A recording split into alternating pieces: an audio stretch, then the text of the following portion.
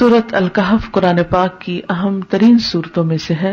اسے ہر جمعہ پڑھنے کی تاکید ہے. جو شخص اسے ہر جمعہ کے روز پڑھے اس کے بارے میں نبی صلی اللہ علیہ وسلم نے فرمایا کہ جو جمعہ کے دن اس کی تلاوت کرے گا تو آئندہ جمعے تک اس کے لیے ایک خاص نور کی روشنی رہے گی، یعنی اللہ تعالیٰ اسے اپنی طرف سے ایک خاص روشنی عطا کریں گے. اسی طرح اس کی ابتدائی 10 آیات اور آخری 10 آیات کی فضیلت احادیث میں بیان ہوئی ہے کہ جو ان کو یاد کرے گا اور پڑھے گا وہ فتنہ دجال سے محفوظ رہے گا.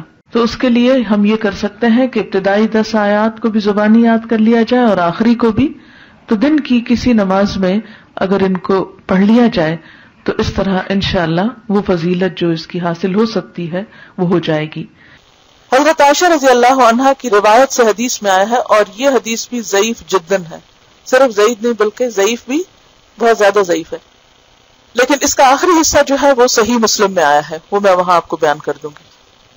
رسول اللہ صلی اللہ علیہ وسلم نے فرمایا، کیا میں تمہیں ایسی صورت نہ بتاؤں جس کی عظمت نے زمین و آسمان کو بھر دیا ہے اور اس کے لکھنے والے کے لیے بھی اتنا ہی اجر ہے، اور جو اس کو جمعہ کے دن پڑھے تو اس جمعہ سے لے کر جمعہ تک یعنی اگلے جمعہ تک اور 3 دن کے زیادہ بھی گناہ بخش دیے جاتے ہیں.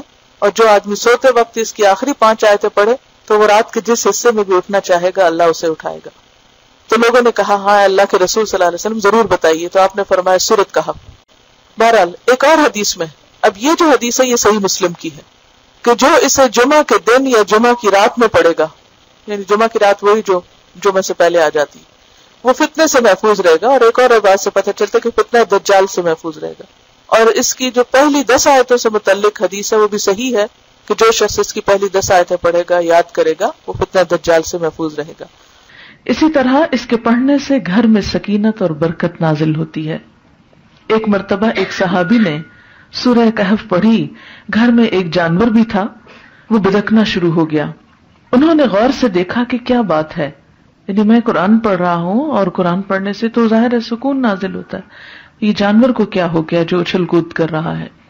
تو انہیں ایک بادل نظر آیا جس نے انہیں ڈھانپ رکھا تھا. صحابی نے اس واقعے کا ذکر حضور اکرم صلی اللہ علیہ وسلم سے کیا تو آپ صلی اللہ علیہ وسلم نے فرمایا، اسے پڑھا کرو، قرآن پڑھتے وقت سکینت نازل ہوتی ہے. ہمارے گھرانوں میں سکون کیوں نہیں رہا؟ اس میں بہت سی وجوہات میں سے ایک وجہ یہ بھی ہے کہ میوزک کی آوازیں تو دن رات بلند ہوتی ہیں لیکن قرآن کی تلاوت کی آواز کم ہی سنائی دیتی ہے.